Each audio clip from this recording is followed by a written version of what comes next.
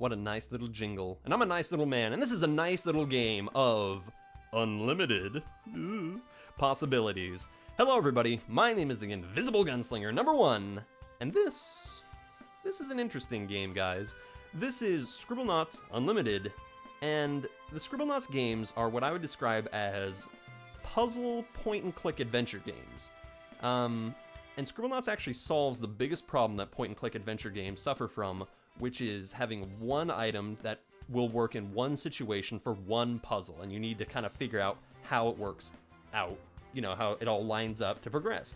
What Scribblenauts does is it gives you a variety of problems and says, come up with your own solution, see what works, and it's the interesting points of Scribblenauts. The most fun you'll get out of Scribblenauts is the trial and error of what kooky solutions you can come up with will actually get you through the current problem. Now, I've never played a Scribblenaut game. I believe the first one came out for the DS around 2009, and it did pretty well, and then they made Scribblenauts Unlimited, which was on console and on PC. This is a PC version, and in my opinion, the PC version is the best, not because PC Master Race or anything like that, but because it has Steam Workshop.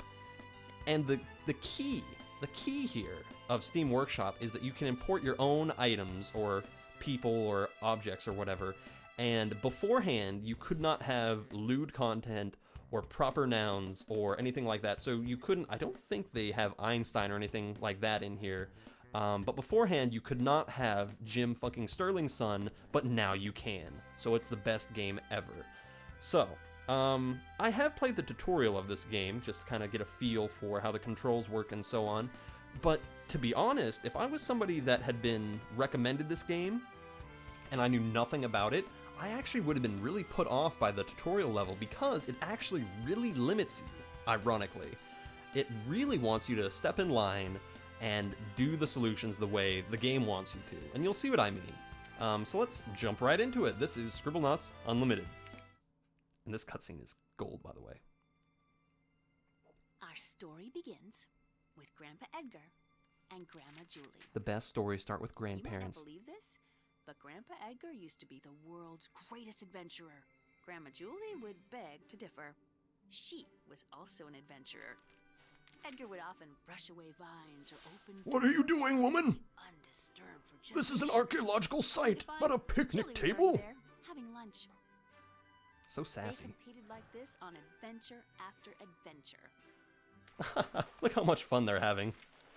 On one adventure, Julie beat Edgar Swag. to the top of a long-lost pyramid. I'm sorry. But the treasure she found was an engagement ring. Will you marry my mustache? Two Yes. of them semi-retired to start a family, and they continued starting that family until they had 42 children. Damn.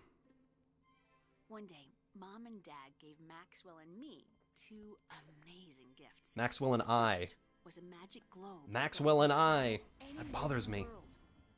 The second was the most amazing notebook. God's This notebook. notebook let you write any word in it, and poof, the word would come to life. He could have written Inside Out Squirrel. You know how kids are. Little shitheads. Look at him. That's a copyrighted robot. Our The parents Jetsons would have were something to worried say about about us that. turning out to be spoiled little brats.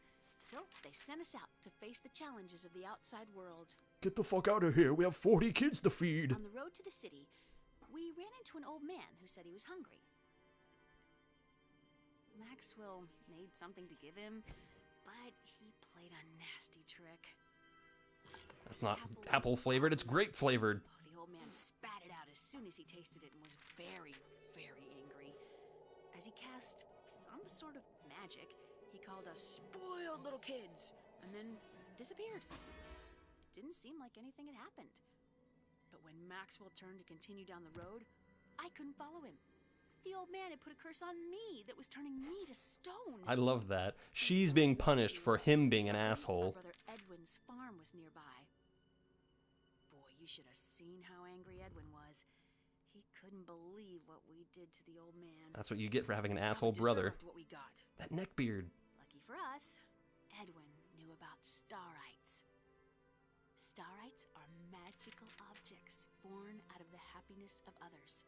When you do enough things to make others happy, you will find starite. Hookers must have a lot of starites. Maxwell used the notebook's power for good. He could collect enough starite to remove the curse. Maxwell said, "That's We it. need more hookers. I'm gonna go out and do good things for all the people I can find. Yeah. I'm gonna get all the starites in the world. Yeah.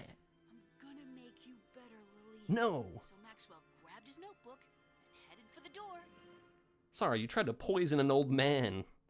He could have died. Holy God. I didn't realize how big she was compared to me. Why is she... Hold on, she's in the background. Why is she... She's significantly bigger than me. Oh well. You see, that's what you get. That's what you get for hanging out with me and my little jerky ways. Look at him, he's not even sorry, is he? I mean, he's doing nice things for nice people, but he doesn't have anything better to do. He's got God's own little notebook that can create matter out of nothingness. What else are you gonna do with your time? Oh boy, let's walk to the farmer. By the way, I just gotta say, so they, excuse me. So wait, she said grandpa and grandma at the beginning, right?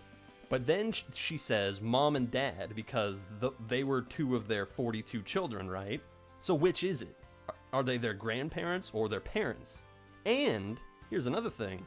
They had 42 kids, right? Does that mean that she had 10 pairs of quadruplets? I mean, if she had 42 individual births, I calculated this out because that bothered me a lot. That would mean she must have been pregnant for a total of 31 years. Alright? Alright? I think after year 15, she'd go, "Okay, honey, keep it in your pants." Nah, my mustache says we must procreate. Ugh. Anyway, so now we have a whole bunch of people running around in our own little commune. So let's talk to the farmer, who doesn't have a name. His name's Edwin, but right now we're calling him the farmer. The basics. Earn a starite by helping Edwin with his award-winning pig. Alright? The basics, yay! Joy. Now then, the goal of this little happiness chore is to turn the runt of the litter into an award-winning pig, even though they already called it an award-winning pig before. You know, help him with his award-winning pig, but it needs to win an award. Ugh. Write an object that will help Maxwell scrub the pig. Okay, now this is what I was talking about before. So by the way, I just gotta take a little second here to say, this game is beautiful. I mean, really, I love all the colors that they use in this game. It's oh, she's gone. We've solved the problem. She's been, swept away, hopefully to the back barn where she won't embarrass us with her stony legs. I don't know.